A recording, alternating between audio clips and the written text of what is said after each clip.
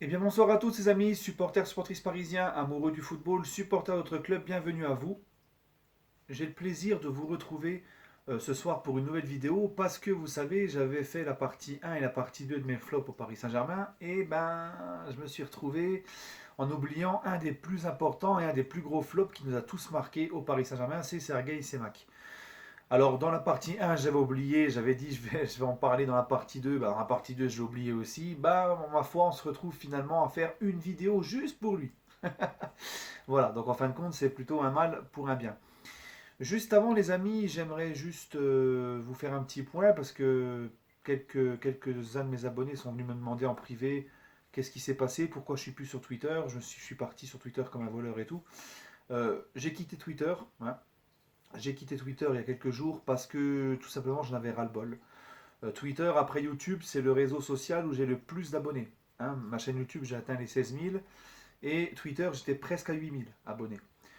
Si on compare par rapport à Snap, Insta, Facebook, Twitter, c'était donc le réseau social où j'avais le plus d'abonnés, hein, sans compter YouTube. Voilà. Donc, moi, après le nombre d'abonnés, je m'en fiche. Hein, je ne supportais plus ce réseau de haine, ce réseau de lâches où on t'insulte derrière un écran.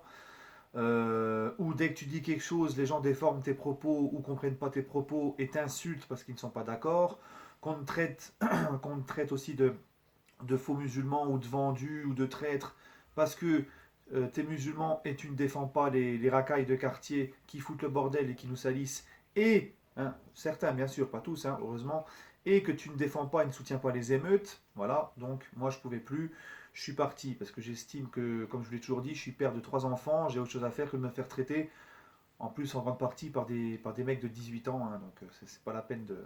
Voilà, qui ont du courage que derrière un écran. Voilà, voilà. Donc c'est pour ça j'ai préféré arrêter ce réseau. De toute façon, ce réseau-là, c'est que de la haine, c'est que de la guerre, c'est que des mensonges, de la calomnie, du...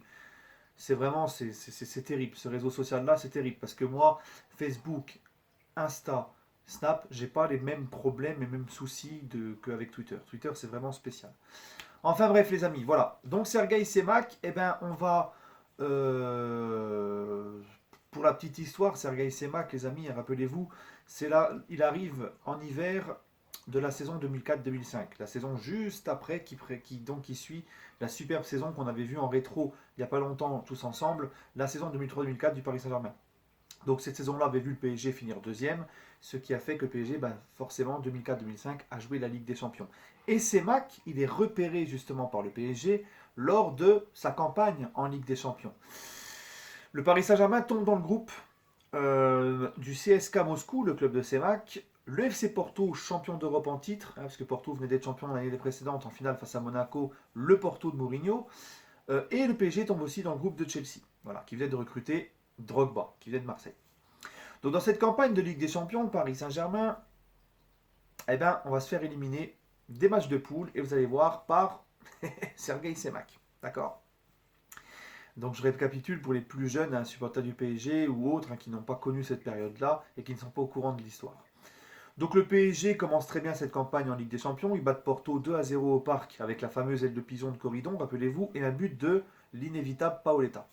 Donc le PSG fait tomber au parc pour la première journée le champion d'Europe en titre. Ensuite, on va faire 0-0.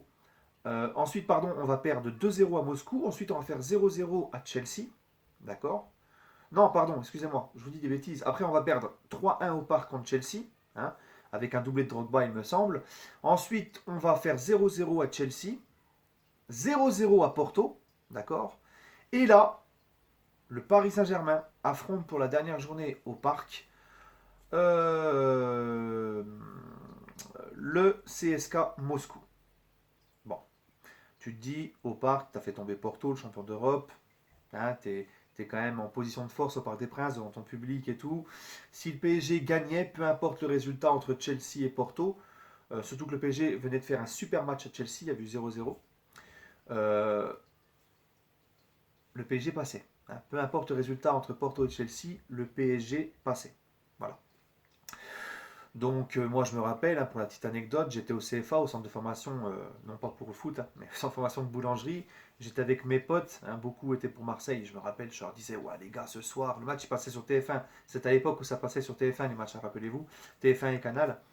Et là, je disais à mes potes, je disais, oh purée, ce soir, le PSG, on va être dans les 16 meilleurs clubs d'Europe, on va aller en huitième de Ligue des Champions. J'étais comme un fou, moi, tu vois. Tu sais, c'était pas le PSG Qatari, c'était le PSG, déjà qu'on était en Ligue des Champions, on était content. Et qu'en plus, on peut aller en huitième de finale Ligue des Champions, c'était une grosse fierté de ouf pour nous, tu vois. Alors que maintenant, avec les Qataris, c'est le strict minimum qu'on allait en huitième, tu vois ce que je veux dire.